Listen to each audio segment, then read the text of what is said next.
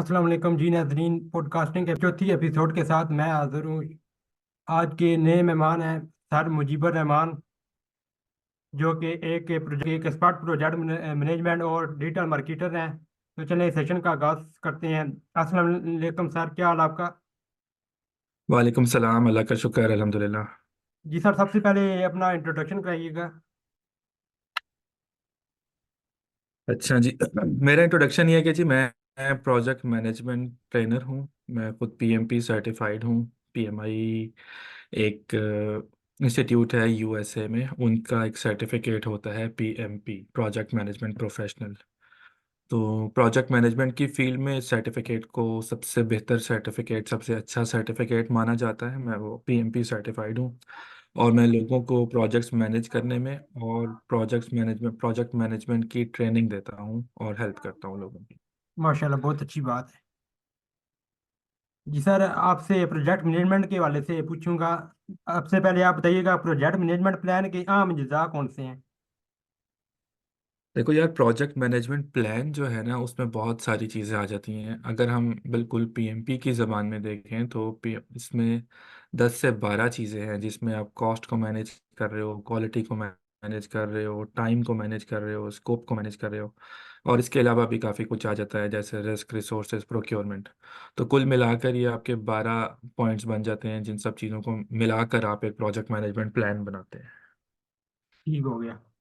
और ये जो प्रोजेक्ट मैनेजमेंट में, इसमें गैंट चार्ट इस्तेमाल करने के क्या फायदे और नुकसानात हैं? गैंट चार्ट जो है वो सिर्फ स्केजुअलिंग के लिए इस्तेमाल होता है, जहाँ पर आपके पास आपके सारे टास्क डिसाइडेड हों, आपको पता हो कि आपने क्या काम करना है। तो गैंट चार्ट जो है, अपने टास्क को या आप अपने स्केजुअल को जब ग्राफिकल रिप्रेजेंटेशन करना चाहते हैं उसकी, तो वहाँ पर आप गैंट चार्ट इस्तेमाल कर सकते हैं। आपके पास लिस्ट ऑफ टास्क आ जाता है, फिर आगे उसकी टाइमलाइन आ जाती है और आपको ये पता चल जाता है कि कौन से टास्क एक दूसरे के साथ पैरेलल में चल रहे हैं, कौन से टास्क सीक्वेंशियल चल रहे हैं, जिससे आपको अपने स्केजुअल को मैनेज करने में काफ़ी आसानी हो जाती है। तो सही एक हो। अच्छा टूल है और स्केजुअल मैनेजमेंट के लिए बहुत बेहतरीन टूल है और हमारी फील्ड में बहुत इस्तेमाल होता है इसका। लेकिन अक्सर लोग स्केजुअल मैनेजमेंट प्लान को प्रोजेक्ट मैनेजमेंट प्लान समझते हैं, ये एक काफ़ी बड़ी मिसकंसेप्शन है।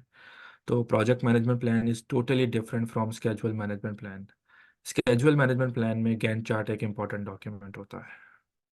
और जो प्रोजेक्ट जो होते हैं, इनकी ज़रूरियात में तब्दीलियों को कैसे हैंडल करते हैं? अच्छा, जब प्रोजेक्ट्स में हमारे पास चेंज आता है तो चेंज को हम लोग, चेंज मैनेजमेंट का एक पूरा मैकेनिज्म होता है जो किसी भी प्रोजेक्ट पे काम करने से पहले डिसाइडेड होता है। वो चेंज मैनेजमेंट आपकी ऑर्गेनाइजेशन की तरफ से भी आ सकती है, या अगर मैं आपकी फ्रीलांस इंडस्ट्री की बात करूं तो आपके और आपके क्लाइंट के दरमियान चेंज मैनेजमेंट पे पहले से डील हुई भी होनी चाहिए कि मैं आपको इतनी दफ़ा चेंज करके दूंगा या ऐसे रिविजन्स बना कर दूंगा। तो ये सारी चीज़ें आप पहले अगर क्लियर कर लेते हैं, और चेंज का जो मैकेनिज़्म है कि अगर मैं इस टाइमलाइन में काम करूंगा, लेकिन अगर आपको इसके अलावा कुछ चाहिए या मेरा एक्स्ट्रा टाइम चाहिए, तो उसके लिए मैं आपको इतना चार्ज करूंगा और इस काम में मेरा इतना टाइम लगेगा।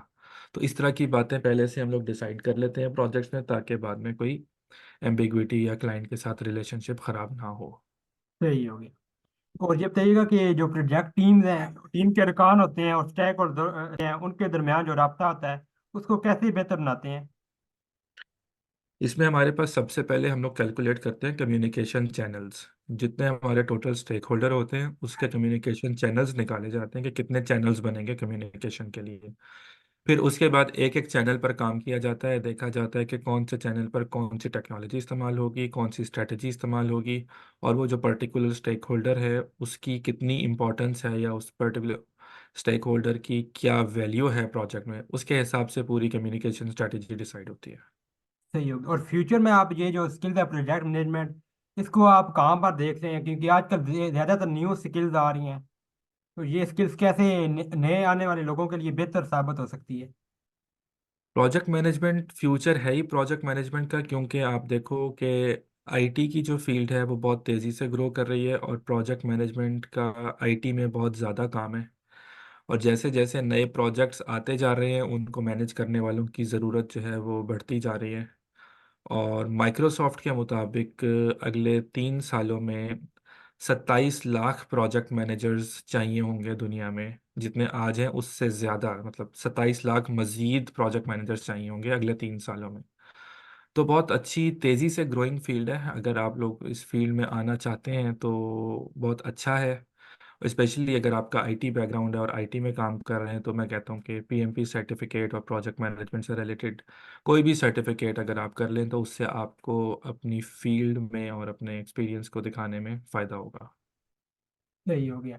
और ये प्रोजेक्ट मैनेजमेंट है, इसकी जो कामयाबी है इसका कैसे अंदाजा लगा सकते हैं कि हमारा प्रोजेक्ट कामयाब हो गया है? अच्छा, ये भी जब प्रोजेक्ट स्टार्ट होता है तो प्रोजेक्ट स्टार्ट होने से पहले तमाम स्टेक होल्डर्स के दरमियान प्रोजेक्ट का सक्सेस क्राइटेरिया डिसाइड किया जाता है। कि वो कुछ सेट ऑफ कंडीशंस होता है कि ये कंडीशंस अगर मीट कर ली तो हमारा प्रोजेक्ट सक्सेसफुल होगा, अगर ये कंडीशंस मीट ना की तो हमारा प्रोजेक्ट सक्सेसफुल नहीं होगा। सही। तो वही एक चेकलिस्ट होती है हमारे पास एट द एंड, जब प्रोजेक्ट डिलीवर कर रहे होते हैं तो उन चेकलिस्ट को हम एक एक पॉइंट को चेक करते रहते हैं। जैसे ही सारे पॉइंट्स चेक हो जाते हैं तो हमारा प्रोजेक्ट सक्सेसफुल कंसिडर हो जाता है। सही हो गया। अच्छा, ये जो प्रोजेक्ट मैनेजमेंट है इसमें खतरात भी होते होंगे, उनकी शिनाख्त कैसी होती है कि ये मतलब यहाँ पर खतरा बन रहा है, कोई मुश्किलात पेश आ रही है, कैसे अंदाजा होता है इस चीज़ का? अच्छा, जो ख़तरात हैं उनको हम अपनी ज़बान में रिस्क्स कहते हैं। बहुत सारे रिस्क होते हैं प्रोजेक्ट्स को मैनेज करते हुए, और इसके लिए प्रोजेक्ट मैनेजमेंट प्लान में ही एक कंपोनेंट होता है रिस्क मैनेजमेंट प्लान।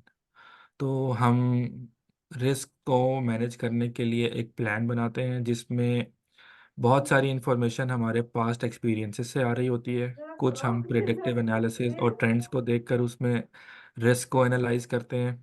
और प्रोजेक्ट के बिल्कुल शुरू में प्लानिंग फेज में ही हम बहुत सारे रिस्क जो हैं उनको आइडेंटिफाई करके रख लेते हैं कि ये भी हो सकता है, ये भी हो सकता है। जितने भी खतरात हमें नज़र आ रहे हैं उन सब को हम आइडेंटिफाई करके एक लिस्ट बनाकर रख लेते हैं। और फिर हर खतरे के आगे, हर रिस्क के आगे हम उसका रिस्पॉन्स भी लिखते हैं कि अगर ऐसा हुआ तो हम ये करेंगे, अगर ऐसा हुआ तो हम ये करेंगे। तो इस तरह से जो है रिस्क को मैनेज करने में काफ़ी आसानी होती है। नहीं होगी।